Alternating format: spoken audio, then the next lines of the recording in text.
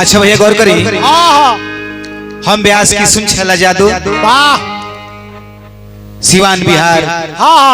आज फिर हम अपना चैनल पर कुशवाहा लाइव रिकॉर्डिंग के माध्यम से रउआ सबके एगो प्रसंग सुनावतनी। भगवान कृष्ण के जन्म आई प्रसंग गावत बजावत में हमरा तरफ से चाहे साज बाजी जे भी भैया लोग यहाँ लोग बजावतनी, यहाँ लोग तनी बजावे में कोनो गलती हो जाओ, चाहे हमारे गाँव में चाहे समझावे में कोनो गलती हो जाई, तो वैसे हर एक बार हम क्षमा मांगी ले। इसे केहू पेट में से सीख के ना आवेला, प्रयास करतनी संगावे बजावे के, तो रउआ एगो घर के भाई भतीजा समझ के रउआ सब क्षमा कर। प्रसंग जी से शुरू बा, सुनी हम सुनाई ले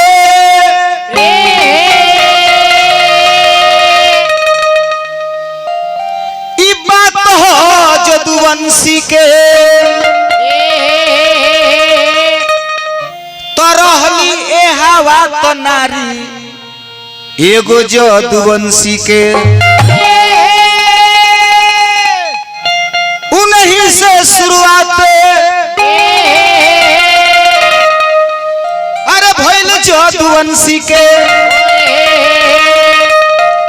लिखे परशुराम गावस की सुन छैला बात जदुवंशी। देखी भैया, सूरसेन के बेटा रहले वासुदेव जी, आ वासुदेव जी के बियाह सेट भइल केकरा से? तो कंस के चचेरी बहिन देवकी से। कंस पाती लिख के भेजवा दहलस वासुदेव जी की यहाँ। अब वासुदेव जी बरात साज के लेके चलल बड़े। गीत के भाव में कैसे बबुआ? पतिया के पतिया बची के हर सजले बरतिया, अरे वासुदेव राजा। ऋषि बाबू, जयराम भाई, धर्मेंद्र बाबू, तो चली भइले बाबू, अरे कंस के दुवरिया, तो देखो वासुदेव राजा।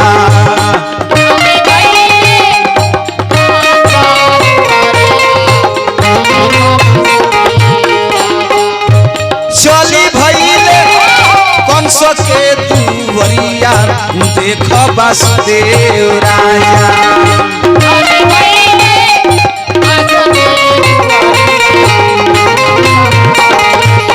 वाह वाह वाह,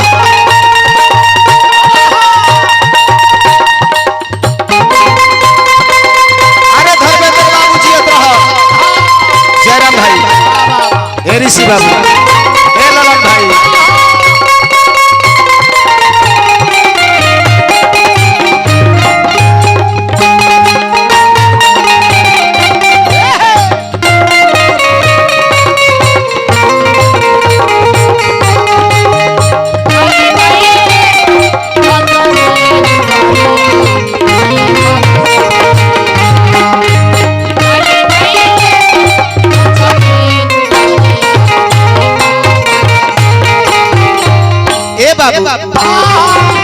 वासुदेव राजा बरात साज के आजन बाजन घोड़ा हाथी, आ कंस के घरे जा रहल बा। कवि के भाव बाटे कैसे हो? ए बाबू, पैदल अपार लोगवा चलेला बराती हो,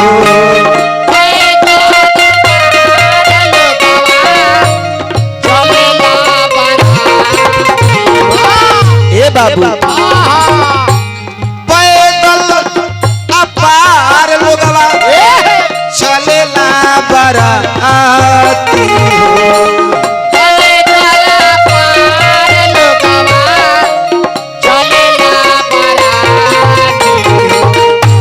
धूल आसा बराती हो।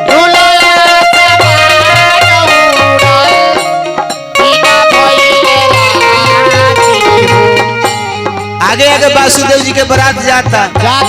आ पाछे से बरतिया लो भजनिया लो जा रहल बा। ए बबुआ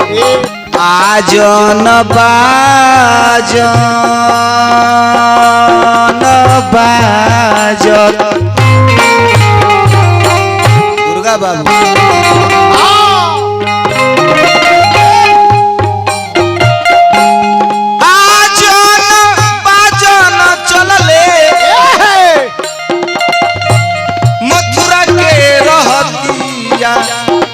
वासुदेव राजा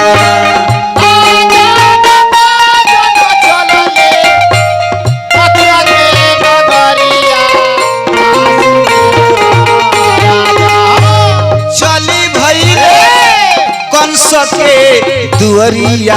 देख वासुदेव राजा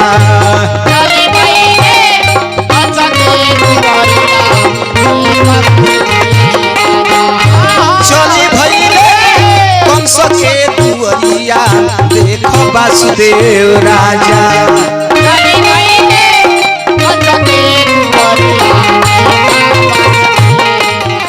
वासुदेव राजा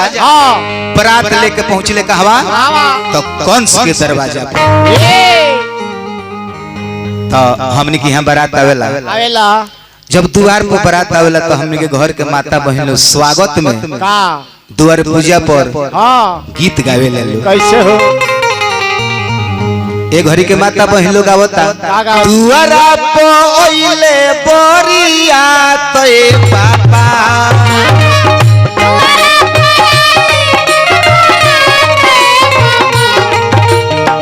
दुआरा पइले बरिया ते पापा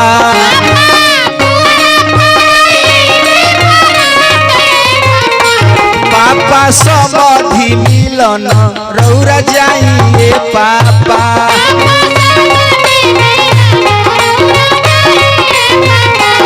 पापा समाधि मिलन रौरा जाइए पापा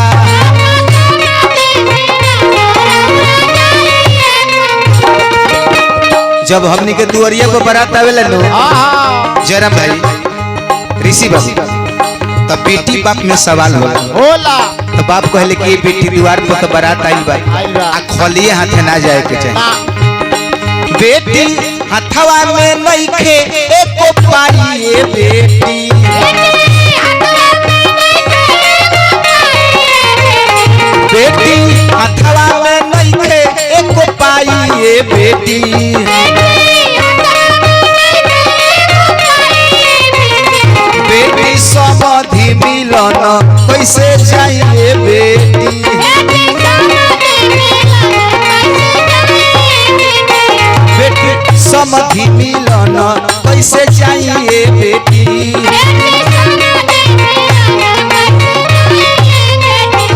तो अभी बेटी कहली कि पापा हथवा में ले ली पियर धोती पापा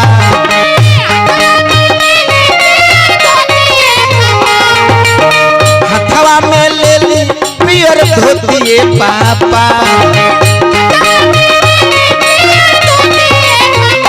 पापा समाधि मिलन रौरा जाइए पापा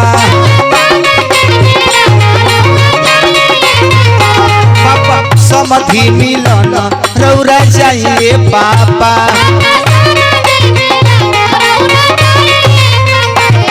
तोर पूजा भइल खूब सुंदर जवन नेक चार हमने के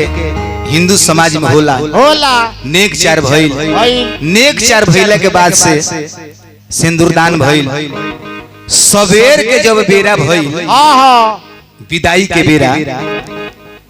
विदाई के बेरा भइल तो कौन सपना मन में विचार कइलस कौन सपना मन में विचार कइलस कि ए बेरा हमारा बहन देवकी के विदाई हुई तो का कहरिया लोग के संग जाई तब हमरा घरे इतना रथ बा ना बाबू तो काहे ना स्वयं हम अपना बहिन देवकी के अपना रथ पर बैठाए आ ओकरा घर तक ले जाके हम पहुंचाए। देवको राजा बड़ी खुश भइले कि भाई होके तो ऐसा देखी पहले के समय में बेरा के समय में बड़ी परिवर्तन बा एहू बेरा भाई लो बालो एहू बेरा भाई लो बालो एगो भाई के द्वार पर बारात होता बेटी के तो एगो भाई कॉल के मुड़ा खोल के भूसौल में लुकवा देता ऊ काहे नहीं कह जानत परतिया ढेरल बरसन ढक्सा के बलुओ पाड़ दी है जयराम भाई बड़े जयराम भाई इतना बलवा बजावत रहे इनकरे भाई राजा राम हवन ई दोनों भाई इनकरे के यहां बारात वाला यंत्र का कर ललो ई सड़के खून दे लले लेकिन कौन कलश की स्वयं अपना बहन के चौपावे खातिर हम जाए कौन सा कोइलस धर्मेंद्र बाबू सवेर के बेरा अपना बहन देवकी के रथ पर बैठा ललस आ स्वयं रथ पर बैठ गई वासुदेव आ देवकी रथ पर सवार हो गइल आ विदाई होखे लागल देखिनु बेटी के विदाई मौत के समान होला। जब घर से बेटी बहन की विदाई होला नो तो द्वार पर एगो गाय बांध रहे वो गाय झरझर रोए लगे एगो पिंजरा में पोसल सुगा रहे जब बेटी की विदाई देखे तो सुगा झरझर रोए लगे। ये धरती पर कौन ऐसा इंसान बड़े कि अपन बेटी ना होखे और दूसरों को बेटी के विदाई होकत होके अगर खड़ा होके अगर एक नजर अगर बेटी के टोली में बैठल देख ली तो आनो केहू के करेजा दहल जा। देवकी रथ पर बैठल बड़ी वासुदेव जी बैठल बानी आ कंस रथ चलावता अरे देवकी वासुदेव जी हरे रथवा पर चढ़ले चली भैली देवकी ससुराल हे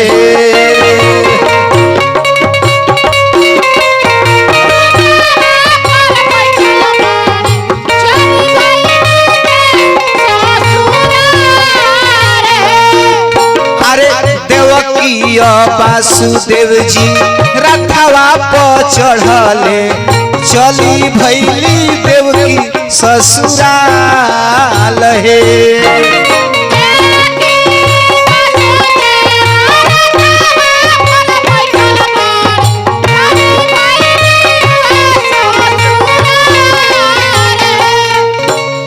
बाप महतारी तेजली भक्ति जावा तेजी दिहली अपन पटीदार हे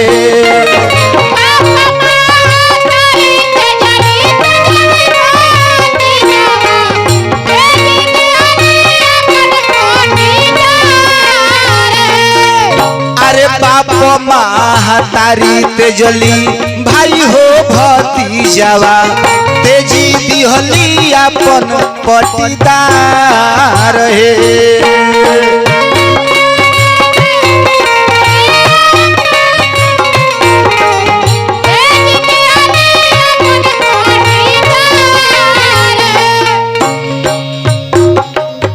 अनधन सोना चानी कंस बहुत दिहले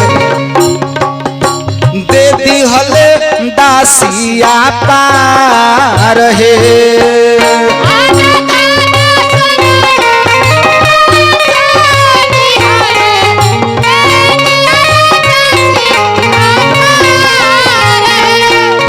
अरे गावता अरे छैला जादू जोरी जोरी गानावा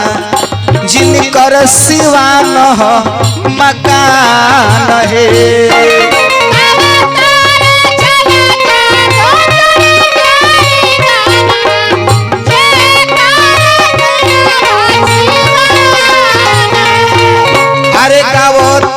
अरे छैला जादू जोरी जोरी गानामा जिन कर सिवान हम कान हे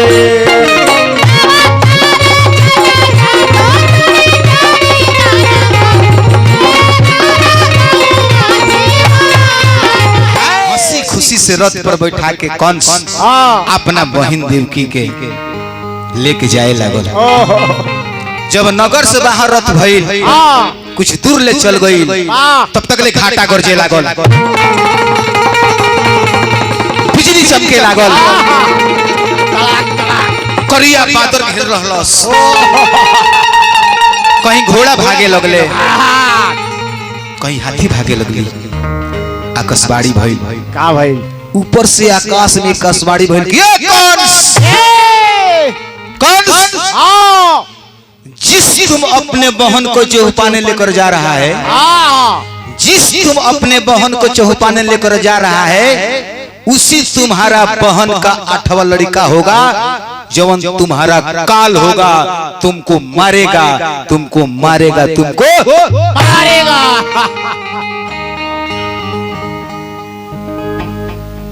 बतिया इतना जब कंस सुनलस रथ रोक दहलस, रथ रोक के अपना बहन देवकी के झोटा पकड़ लहलस।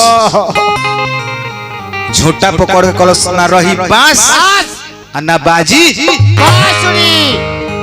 का कहलस बबुआ? तली हले हाथ में कटार, तली हले हाथ में कटार, आ कंस कहले फटकार के लिए हले हाथ में कटार। ए बाबू तो काटे खाती करो दन तैयार भइले, खाती करो दन तैयार भइले। बहन के छोटा पकड़ ललस, कलस की एकरे के काहे ना समाप्त कर दी हम, नहीं रही नहीं कर लइका होई ना हमरे के मारी। का कइलो त धइले से बहिन के माथ, त धइले से बहिन के माथ, अब वासुदेव जी पकड़ ले हाथ। तो सुन बात हमर सार हल चल भइले, सुन बात हमर सार चल भइले, सुन बात हमर सार हल चल भइले। कंस के लगे हाथ जोड़ के वासुदेव जी कहले कि का कहले? हे कंस, अरे तू तो राजा हुआ, राजा ऐसा घटिया काम करेला? अरे ना ना ना मैंने बताओ अपना बहन के जान से मार दब, इनी मन बात हो कहो जयरा बोलो तारक नहीं कहत। वासुदेव जी कहले देखो हम दोनों हाथ उठा के प्रण करतनी, हमनी के जाए दो, आज जहिया हमनी के घरे लड़का होई उ लड़का लिया के तहरा चरण पर हम धो दे, आ जवन तहरा मन करी तवन तू करी। कौन से सोचल ठीक कहते रे, बात सही है बा कललन भाई। मानो कि 8वां लड़का होई तो हमरे के मारी आ तले 7 गो मुआ के पाप कोई लगे कौन काम बाटे का जरूरी बा। कहले कि ठीक बा जा, जा कंस के दया लगल, कंस की जा छोड़ दलस। और वासुदेव आ देवकी अपना जब घरे आइलो धीरे धीरे दिन बीते लागल। 2 3 4 जब बीतले महीनावा,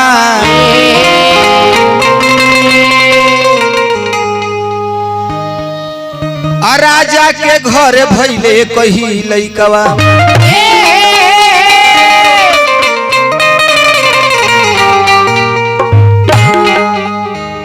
2 गो आ 3 गो कगो होला, 5 गो आ 4 गो 9 गो 9 महीना जब भइल तो देवकी के गर्भ से एगो लड़का जन्म लहले। अब वो लड़का के वासुदेव जी गोदी में ले लहले, आ गोदी में लेके जब वासुदेव जी जाए लगले तो देखी माई माई हुई। देवकी गोदी में दे तारी आ रोवतारी का कि 9 महीना अपना हम कोख में रखनी ओहो आ ये लड़का के ले जाके यहाँ के दे देम हमारा भाई कंस के हाँ आ भाई हमारा इनके के मार के मुआ दी जनमावे के जनमवा लिखे लावहु ना पवली से रोतारी हो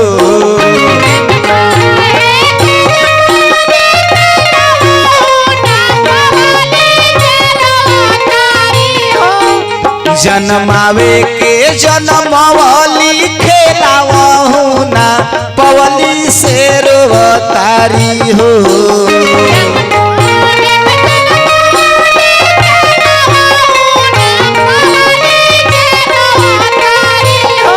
निरखी बबुआ के मुहावा से रोतारी हो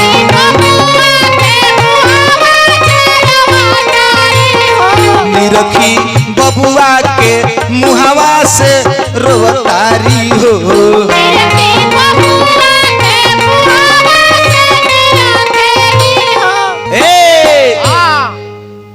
रोवे लगली अब वासुदेव जी कहले कि ना हम प्रण कइले बानी हम ले जाके कंस को दे के आए वासुदेव जी वो लड़का के गोदी में ले लहले गोदी में लेके आ वो लड़का के लेके चल गइले कंस के दरबार में वाह ललन भाई जब कंस वो लड़का के देखलस फटक्का मार के हंसे लागल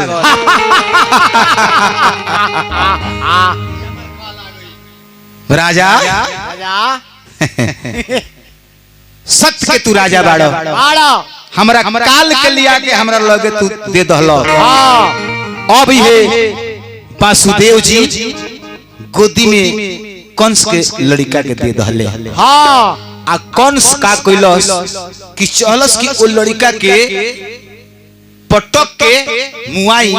आ तब तक ले वासुदेव जी दोनों कर जोर के खड़ा हो गए लेकिन हे कंस महाराज रौरा तो राजा हई आकाशवाणी भइल बा कि 8वां लड़का होई तो रौरा के मारी लेकिन ई तभिन पहिलका लड़का हा ई कौन गलती कइले बा हम वचन जेंगन देले रहनी ह तो पहिलका लड़का रौरा लगे ले ये देले बनी आ दूसर का होई तौनो लियाए जितना लड़का होइए जा सब हम लिया के रौरा के दे देम फेन कंस तनी दाया आ देखिनु कितनो के हम निर्दयी आदमी होलन आ ओकर लगे एक खाली रोआ गिरा के कितनो गलती कइले बड़ आ दोनों हाथ जोड़ के माफी मांग ले बनु तो पत्थरों के करे जा बातन की भल कंस के दाया आई कल के छोड़ा 8वां लड़का नु हमरे के मारी हां वो निकाल बा आई तो लिया के दिए देते रे कहले ठीक बा जा ले जा लेकिन 8वां लड़का याद बनू सरकार 8वां लड़का हम एकदम रुआ के लिया दे वासुदेव जी पहिलका लड़का के लेके चल गइले आ तब तक ले नारद भगवान बीड़ा बजावत चले जब बीड़ा बजावत ले आ एने कंस हंसता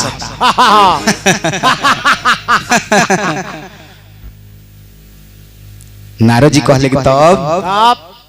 का इतना खुशी बा काहे हंसता रो कंस कलस की जानत नहीं बा आकाशवाणी ना भई रहे आकाशवाणी के अनुसार 8वां लड़का हमरा के मारी तो पहिलका लड़का भइरला आ लेके आई रहले हैं आ पहिलका लड़का को हम छोड़ दो नारद जी कहले कि बहुत दुनिया में बुर्बक देखले बन बाकी तहरा खाने बुर्बक आज ले नहीं देखले नारद बाबा का कइले अनेको किताब बा अनेको ग्रंथ बा कोनो में कोनो बात लिखल बा कोनो में कोनो बात लिखल बा रउआ सब तो ज्ञानी हई ना हां तब का रउआ सबसे विशेष का बतावे के बा नारद बाबा का कइले 8 गो लकीर खींचले आ कहले कि वो काम करो सबसे पहले दाहिने बगल से बाएं बगल गिनो कंस लागल गिने 1 2 3 4 5 6 7 8 कहले कबे वो काम करो अब तनी बाएं बगल से गिनो लागल गिने 1 2 3 4 5 6 7 8 दाहिनहु बगल से 8 पूजल आ बावहु बगल से 8 पूजल नारद जी कहले तो नारायण नारायण नारायण हाँ के कि केहू जानता आय कि जौन बाद में होखे ला बाबू कहीं पहले ही हो गई होखे कब आ जौन पहले होखे ला बाबू बाद में होखे कब तब ये कंस के चटकल बा दिमाग एकर खुलल बा अब का कइलस सिपाही भेजलस कहलस कि चल चलो चलो आ जाके देवकी वासुदेव आ ओ लड़का सहित लोग के बुला के लेके आओ सिपाही लोग कहलो कि कंस के आदेश बा लड़का सहित दोनों प्राणी चली लो उहे अपना राज्य में बुला के आ पहिलका लड़का के पत्थर पर पटक के मार दहलस जब पत्थर पर पटक के मार दहलस आ कलस के अब इलो अपना घरे ना रहिलो ना ए लोग के जीहल खाना में बंद कर डालो अब जीहल खाना में बंद कर दहलस धीरे धीरे देहल खाना में दिन बीते लागल तो एक मास बीतल अरे दूसर मास औरी अरे तीसर मास हे ललना ए दुर्गा बाबू ए ललना ऋषि बाबू जयराम भाई बुझे तरह कि हमरे बहन का लड़का होता का ए लालना दिन दिन दीनानिया रहिले तो देहिया उनकर भारी भइले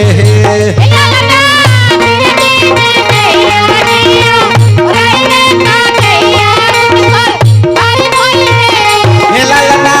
दिन दिन दीनानिया रहिले तो देहिया उनकर भारी भइले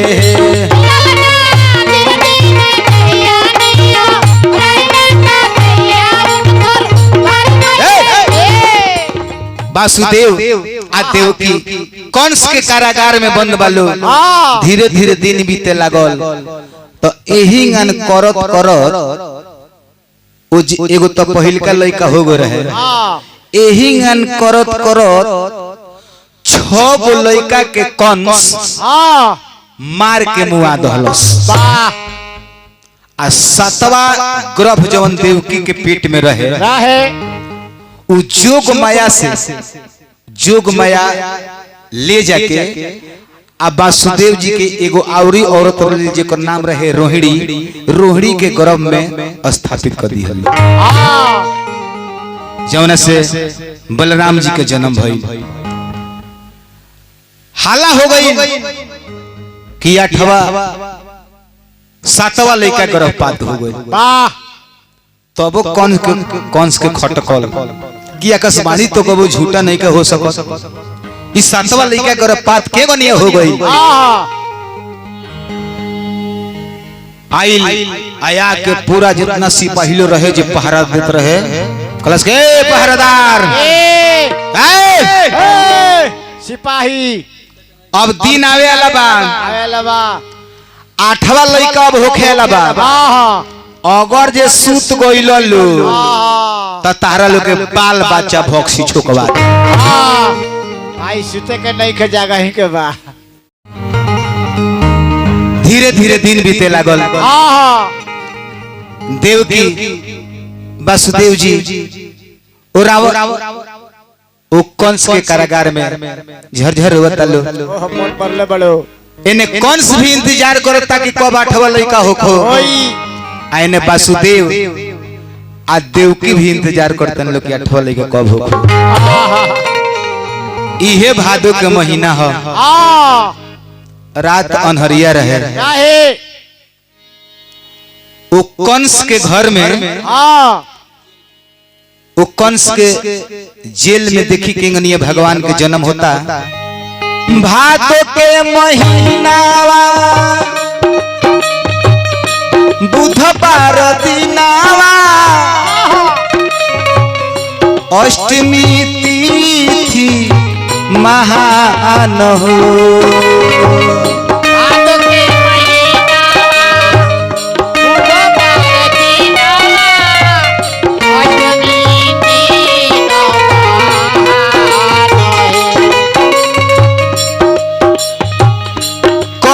के घर में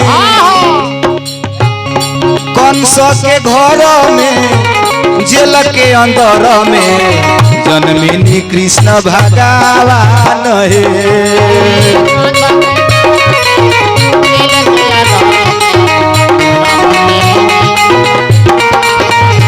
कंस के घर में जेल के अंदर में जन्मिनी कृष्ण भगवान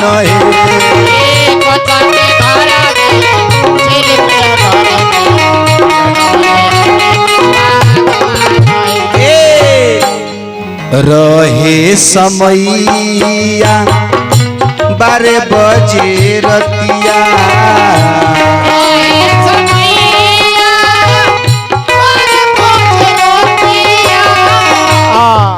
रात अंधरिया रहे घाटा गरजत रहे बिजली चमचम चमचम चमकत रहे लगही के लगही आदमी ना लौकत रहे। रात के 12 बजे जयराम दुनिया के मालिक भगवान कन्हैया वो देवकी के गर्भ में आवत रहे समैया 12 बजे रतिया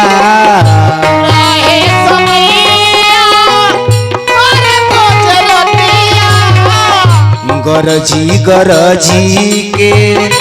बरसे बदरिया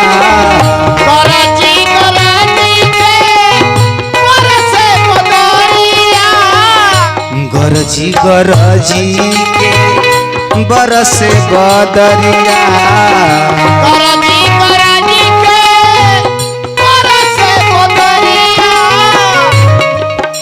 दुनिया के दाता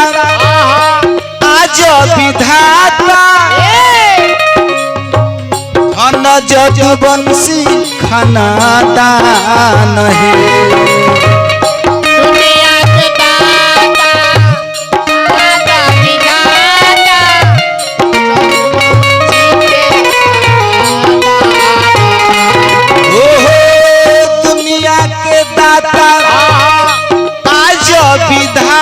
धन जदुवंशी खाना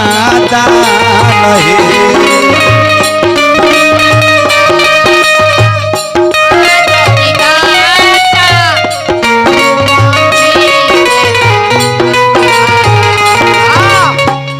कंस के घर में जेल के अंदर में जन्मिनी कृष्ण भगवान है।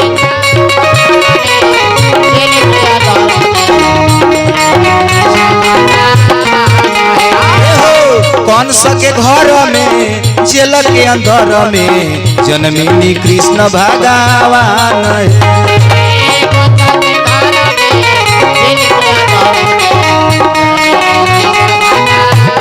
दुनिया के मालिक भगवान चतुर्भुज रूप में देवकी के आ वासुदेव जी के दर्शन विराट रूप अब देवकी आ वासुदेव जी स्वप्न में उठ के बैठ गइलो हाथ जोड़ के कहलो कि हे महाराज हे रूप में रौरा बानी आ हे रूप में कहीं लइका होला ना हम ए रूप में रौरा के थोड़े मंगल रहनी हो ना हमरा लगे बालक बन के आई तब भगवान का कहनी बालक रूप में देवकी के गर्भ में प्रवेश करनी आ तब थोड़ी देर के बाद ललन भाई भगवान कहाँ कहाँ क के रोवे लगनी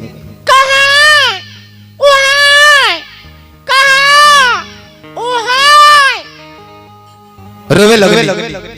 जब रोवे लगनी नो का भइल बबुआ सुनी सुनी स्वामी तनी हमरो बचनवा बचाई हमरा लाल के परानवा हो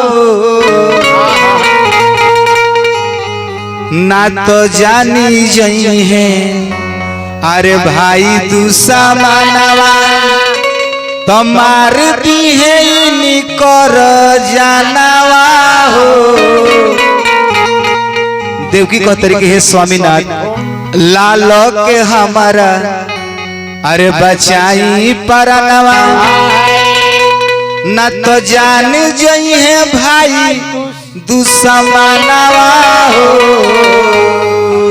भगवान के माया भइल,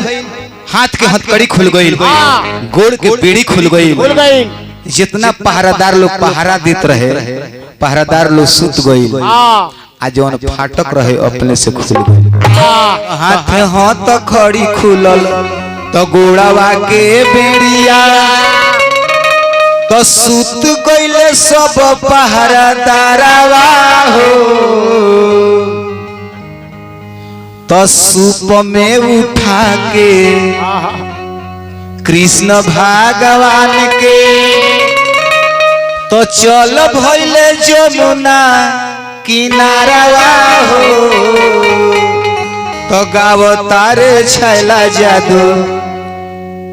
जोरी जोरी गानवा जिला जे कर पड़ेला सिवानवा हो। भगवान के माया भइल, हाथ के हथकड़ी खुलल, गोड़ के बेड़ी खुलल। अब वासुदेव जी सूप में लेके फाटक जब खुलत गईल लेके आई है महल से बाहर भइले। जब महल से बाहर भइले जमुना जी में एगो पांव रखले। तब तक ले जमुना जी सोचली कि बड़ी भाग से भगवान के अवतार भइल बा, काहे ना हम तनी भगवान के चरणिया छुली। अब गंगा जी भगवान कन्हैया के चरण छुए खतरा लगली बढ़े। ठेहुना भरले पानी भइल, डांड परले पानी भइल, छाती परले पानी भइल। भगवान कन्हैया बुझनी कि हमर पिताजी यही में डूब जाए। जमुना जी हमर चरण छुए के चाहतरी। अब दहिना पांव निकाल के आ जमुना जी के छुओले बनी। आ जमुना जी ओह जी कहीं लिखल बा कि आधा हो गइल बड़ी, कहीं लिखल बा कि साफा सूख गइल बड़ी। उहे भगवान कन्हैया के लेके आ ओही रात्रि के समय में नंद बाबा के घरे एगो लड़की जन्म ले रही। लड़किया के लगे वासुदेव जी भगवान के सुता दहनी आ लड़किया के गोदी में लेके चलनी। फाटक रहे अपने से बंद हो गई, पहरादार लो रहे लो जाग गई। हाथ के हथकड़ी जो रहे तो लाग गई, गोड़ के बेड़ी लाग गई। हाला भइल, धावल धावल सिपाही लोग जागल, ए महाराज, ए महाराज कौन फेर में बनी चली राउर जे कर इंतजार लो। आठवा लड़का जन्म ले लेबा। अब कौन सी है आइल आके आ देवकी के लगे जाके जब लड़का के छीनलस तो देवकी कहली के भैया ई लड़का ना हो, ई तो लड़की है। तब कंस के तब फिर छोटगल बकी आठवा लड़का हो खेला रोल। ई लड़की के इंगन हो गई, कल के चलो लड़की हो के तब अच्छा है लड़का हो के तभी हमारे काल है। हाथ में उठौलस आ चलस उठा के बिगी। तब तक ले तू लड़की हाथ में से छूट गई। ऊपर जाके अष्टभुजी रूप धके आ वो लड़की कहती है कि ये कंस ते हमरा के का मरबे हमरा के ते तोरा के मारे वाला गोकुल में जन्म ले चुकल। अब ने नंद बाबा के यहाँ सोहर होता, कैसे होता? आरे आरे प्रेम चिरैया झरखा चढ़ी बोलहु हे।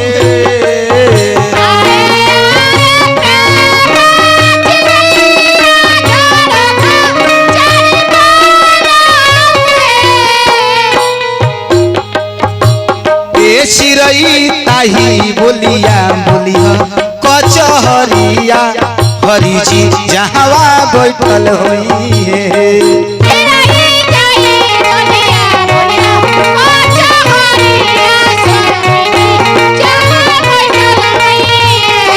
चिरई ताही बोलिया बोलिया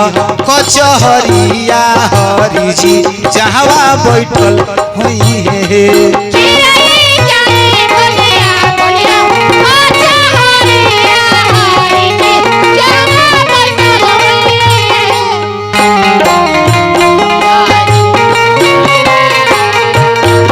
हो कृष्ण भगवान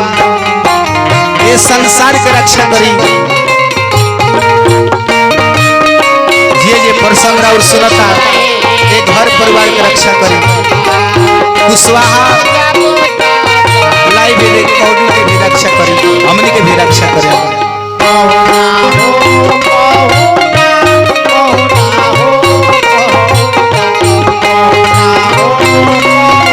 जयराम भाई भगवान के कन्हैया का जन्म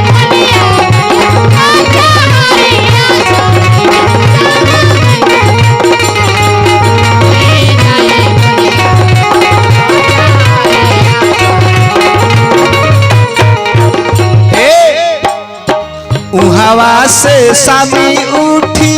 ऐनिया मन पीछे खाड़ भइनी हे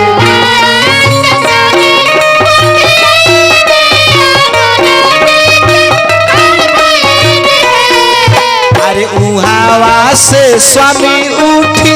ऐनिया मन पीछे खाड़ भइनी हे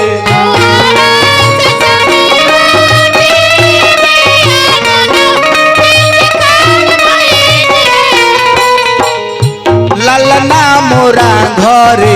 होरिला जनमले महलिया उठे सोहर हे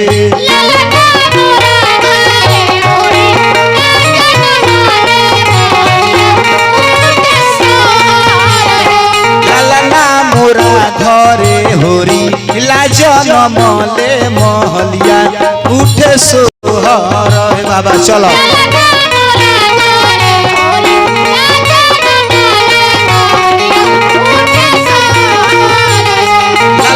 मोरा घर होरिला जनमले महलिया उठे सोहर हे